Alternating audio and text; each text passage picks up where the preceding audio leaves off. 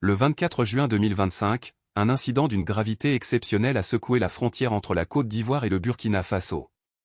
5 gendarmes ivoiriens, en patrouille nocturne dans le département de Doropo, auraient été interceptés et enlevés par un groupe armé identifié comme étant des volontaires pour la défense de la patrie, VDP, une milice supplétive de l'armée burkinabé. Cet événement, survenu à Calamon, à environ 2 km à l'intérieur du territoire ivoirien, soulève des questions cruciales sur la souveraineté nationale et la sécurité dans cette région volatile. Selon des sources sécuritaires ivoiriennes, les gendarmes, composés d'un élément de la brigade territoriale de Doropo et de 4 membres du peloton de surveillance et d'intervention de la gendarmerie, PSI, effectuaient une mission de routine sur l'axe Calamon-Lagbo, une zone sensible marquée par des tensions transfrontalières récurrentes. Vers minuit, leur véhicule aurait été stoppé par une cinquantaine d'hommes lourdement armés, présumés être des VDP. Ces derniers, engagés dans la lutte contre les groupes djihadistes au Burkina Faso, auraient agi sans coordination avec les autorités ivoiriennes, franchissant illégalement la frontière. Les premiers rapports indiquent que les gendarmes auraient été conduits de force en territoire burkinabé.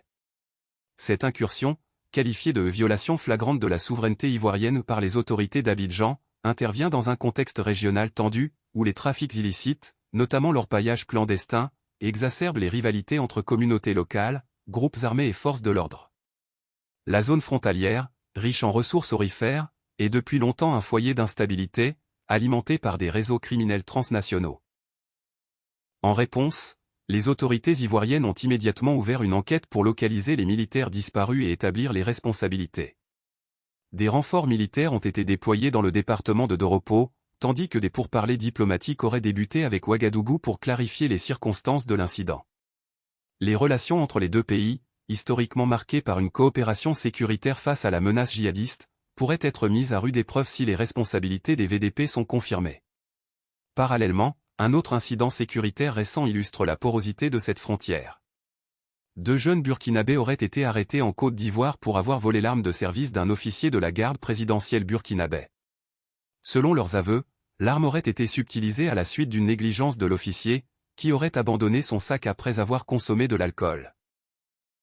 Les suspects auraient ensuite dissimulé l'arme dans un car de transport reliant les deux pays, avec la complicité du chauffeur. L'arme a été récupérée, mais cette affaire souligne les défis posés par la circulation illégale d'armes dans la région. Cet enlèvement des gendarmes intervient dans un climat d'insécurité croissante en Afrique de l'Ouest, où les groupes armés non étatiques, qu'ils soient djihadistes ou milices locales, exploitent les failles des zones frontalières.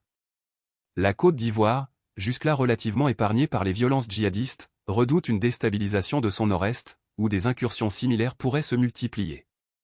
Les experts appellent à une coordination régionale renforcée pour sécuriser les frontières et prévenir les escalades diplomatiques. Alors que l'enquête suit son cours, cet incident met en lumière les défis complexes auxquels sont confrontés les États ouest-africains. Gestion des milices supplétives, lutte contre les trafics transfrontaliers et préservation de la souveraineté nationale. Les prochains jours seront cruciaux pour déterminer si cet événement restera un incident isolé ou s'il marquera un tournant dans les relations ivoiro-burkinabé.